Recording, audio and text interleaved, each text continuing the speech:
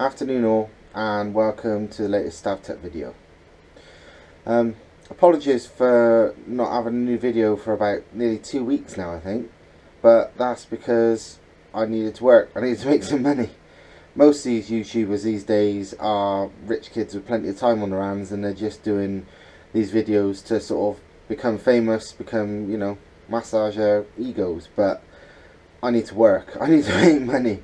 So I had to take a break for a bit while I made a bit of money, and now I got a bit of time because, well, it's near enough Christmas, so I can make some more for you. In all honesty, I would like this channel to take off and actually earn some proper money, because if I could do this full time, it would be brilliant, and I could bring you guys all kinds of crazy tests and crazy tuning and all kinds of, the stuff I've always done for magazines and what we used to do for Redline in the past. But obviously I need to make money to be able to do that. So A, I've got the time to do it, and B, so we've got some budget. Time will tell. See if this channel one day becomes big, and for now you'll have to just bear with me. Anyhow, today's episode, although it's filmed in the turbo shed, isn't about turbos. It's actually about clutches. I'm not going to bore you with the usual things about how clutches work, what different components are, that kind of crap, because you either know all that already or you've seen it 1,000 times in magazines and that kind of stuff. I mean, if you want to go see that, just go read the magazine. There's loads of like clutch guides, clutch how-tos, that kind of typical stuff you've all read 1,000 times. It's a bit boring. Instead, I'm going to tell you some things I've learned over time, that stuff you don't tend to see in magazines, stuff I've learned from experience, stuff that magazines don't like to say because it's not particularly politically correct, and they don't want to offend any clutch manufacturers that they hope might spend some money with them on advertising. But I ain't got advertisers, and you know me, I'm completely no bullshit. I'm tell it as it is. So I'm going to tell you a few things that is a bit dodgy with uprated clutches, and hopefully you can learn something from it and not get caught out by it.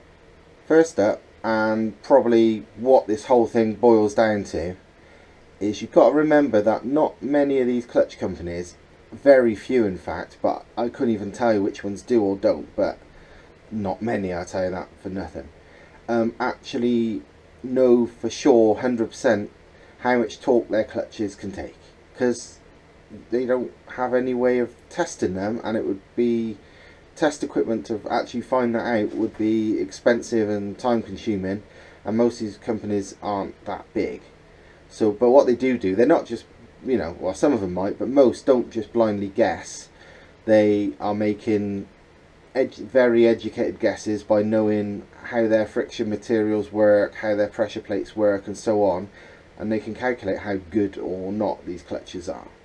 That might sound a bit of a crap situation when you're buying a clutch, but in reality it's just the way it is, and this is the way it always has been. And all you need to do really is, the number one key is to do a bit of research before you buy. Find out other people who have used that clutch, find out what it can take, and so on. I mean, you often find these clutches become well known for, over time, for yes, they're capable of so and so amount of torque. But when they're usually new on the scene, that level might be claimed as different, because nobody really knows until it's tested. Even the manufacturers often don't know. This can work both ways though, as the claimed number could be way higher or way lower than what reality is. I mean, a good example of that is on my old Skyline. I had a XZD organic stage 1 clutch, pretty cheap, what they say for mildly modified cars. But the fact is, that was a 470 brake RB20. RB20 is not huge torque, but it's still 400 pound-foot of torque, I think about 1.8 bar peak, and the stage 1 XZD organic clutch, absolutely fine. Took the full 470 brake and 8,000 RPM rev limit all day long.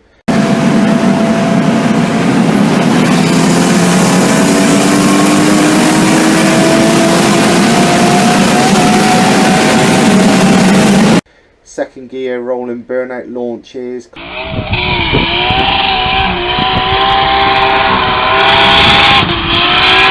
clutch kicking when drifting, just absolutely hammered the crap out of it, and this clutch was fine.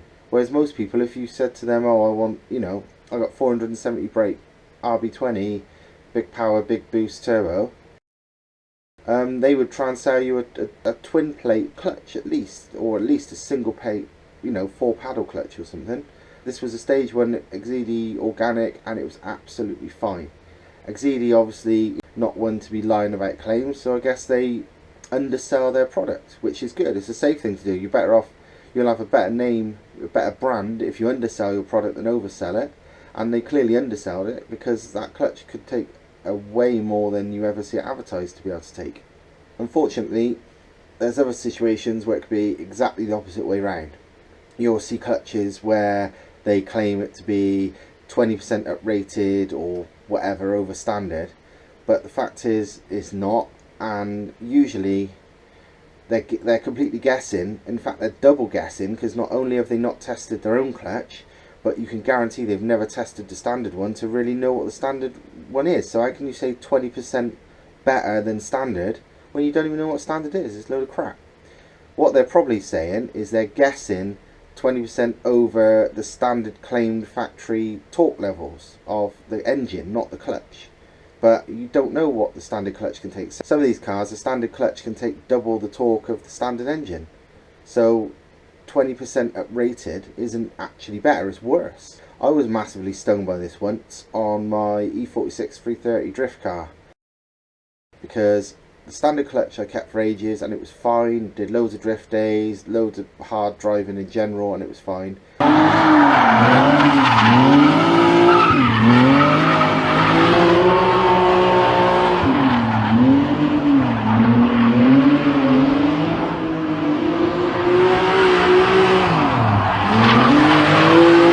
And it finally started giving up the ghost. I mean, the engine was tuned a bit, but not massively. But the car was used really hard, and while the standard clutch coped well, I thought, well, I may as well buy an uprated one so this new one lasts longer.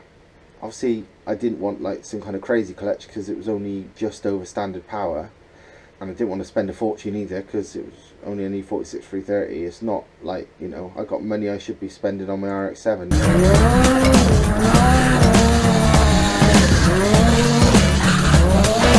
So I bought a Drive Torque Stage 1 clutch. It was rated at 25% uprated, or might even be 30%, but it was at least 25% uprated, it was claimed. And to be fair, I'd never heard of them, but they're sold by a big car parts, tuning parts, mail order company, and I thought, wow, stuff it, I'm going to give it a go. I didn't really think they'd be lying, or not be wildly wrong. But I even googled it, and to be honest, I couldn't find anybody using those clutches, so it was a bit like slightly risky, but for the price it wasn't that far off a standard price. I thought, well, even if it's only a tiny bit uprated, then for the price, happy days. Unfortunately, it wasn't even as good as the standard clutch by quite a long way. The standard clutch, you had to really, really abuse it for it to slip at all, and it took quite a long time till it was actually, on its last legs and needed changing, because it was slipping in any kind of remotely normal driving. Whereas this Drive Torque clutch actually slipped far easier in not that hard driving at all, probably only slightly better than the original clutch was when I went to replace it. It was proper crap, and overall I was gutted. I kicked off with the company I bought it from and explained the problem and all that, and they did their usual, tried to fill me with a load of crap, not realising I'm not stupid and I know what I'm on about. But not long after, the engine broke anyway, and by then I kind of stopped caring, so I left it. But fact is, I was massively stung by believing that it was 25-30% uprated over standard, where in reality it was actually worse than standard, and it was just lies. So it's not always the obvious way of finding out, but you do find some of these uprated, or so-called uprated clutches, when you get them, they're just normal pattern part aftermarket, standard clutches, been painted a pretty colour. I mean, even that Drive Torque one I just mentioned, that was clearly a Vallejo one, nothing uprated, You could even see the Vallejo badges on it. It's just like, what? You know, that rang alarm bells for me straight away, but I thought, well, I've got it now. They can't be lying that much, let's give it a go. And yeah, they were. So be careful and do your research first, because even I fell for it and I've been doing this crap for years. Anyway, this brings us on to the third and final major problem I see with clutches, you never really see talked about, and that involves this one here, which is a friend's clutch. And the fault is, it's not always how well the friction pads can handle the power, but it's how well the actual entire metalwork frame of the clutch is put together. And in this case, it weren't very good. This is a Helix 4-paddle clutch for Renault 5 GT Turbo, and they're sort of the only real option when going for big power. And although the car it's off is a 255 brake car, which is powerful for a 1.48 valve old school engine like one of them. There's a few videos of it on the StavTech YouTube channel already.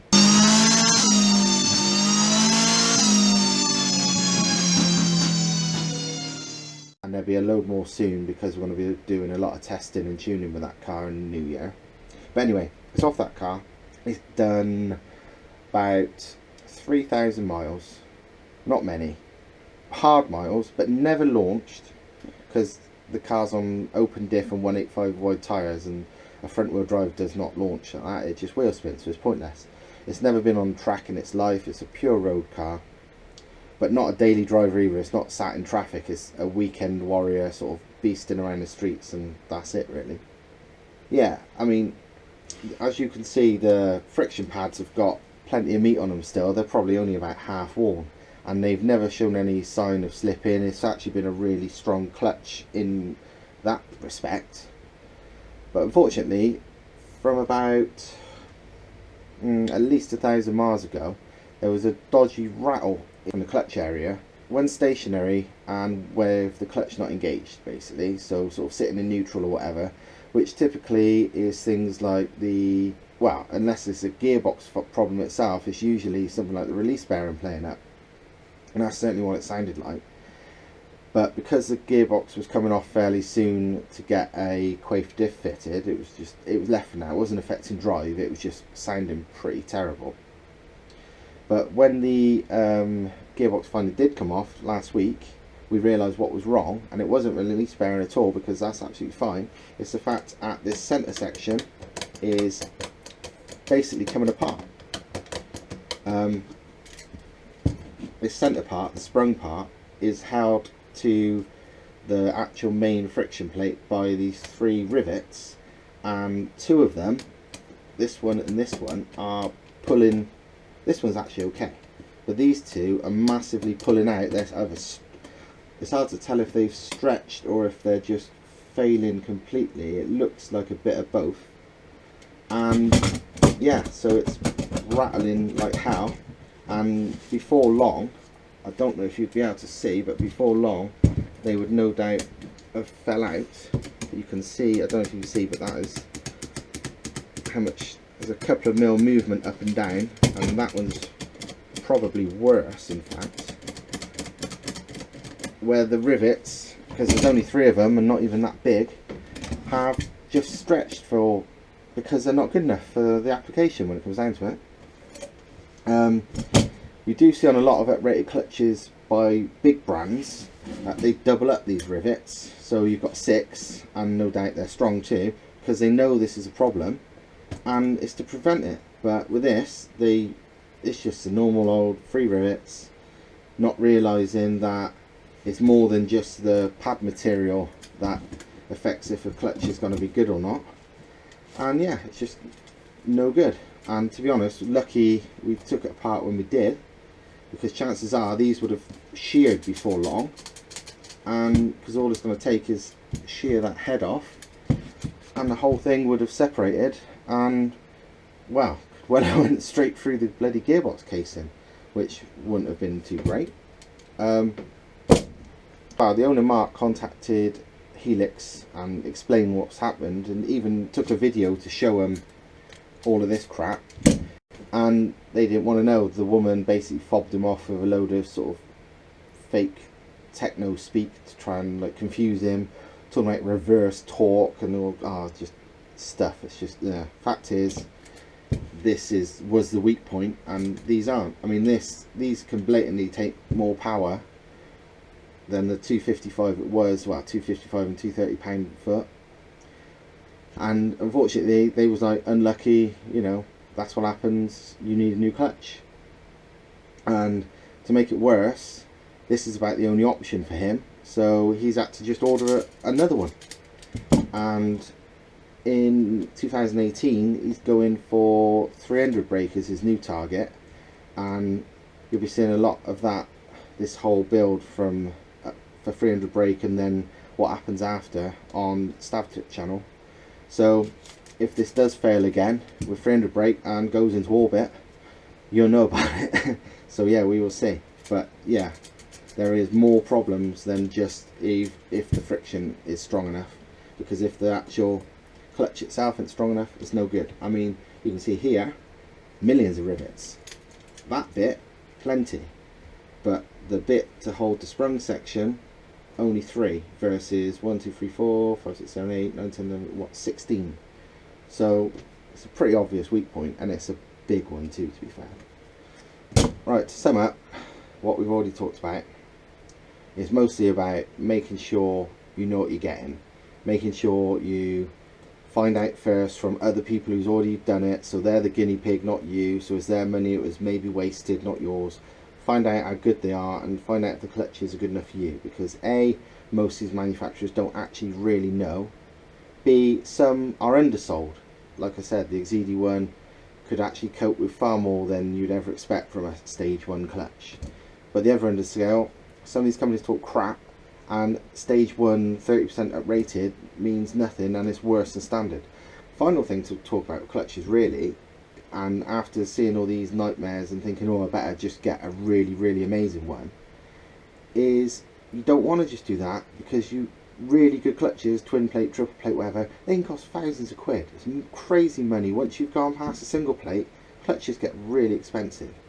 And if you can get away with a single plate clutch, which most cars you can do at least 500 brake on a single plate in my opinion, especially sort of the amount of torque a typical 2 litre car can make, single plate clutches can take 500 brake, 500 pound-foot of torque on a typical size clutch. Some cars with really massive clutches, these big V8s, can take way more on a single plate, but that's another story. But yeah, don't go for a bigger one unless you have to, because A, you're wasting money, and B, it makes it harder to drive. That organic one I had, it was relatively not standard feeling, but not far off. Whereas a triple plate takes some work and it ain't much fun in traffic. So don't waste your money, and don't ruin how your car drives just for the sake of thinking, oh, it definitely won't slip. Just do a bit of research and find out what won't slip, and job done. Anyway, that's enough of me jabbering on, because I've been going on for 10 minutes now at least. But yeah, like this, comment, all that stuff. If you've got any questions, ask, because yeah, this is the sort of the details that I can tell you about clutches that most people won't, but the more basic stuff obviously I've done a million times as well. So if you have got any questions, just fire it in the comments. Yeah, if you haven't subscribed already, please do, because there's going to be loads more videos to come, both in the next coming days and weeks and long into the future. They will be getting better and better as the weather gets better. We'll be able to do more outside and more interesting stuff with tuning. And yeah, that's about it for now. So yeah, like, comment, subscribe, do whatever.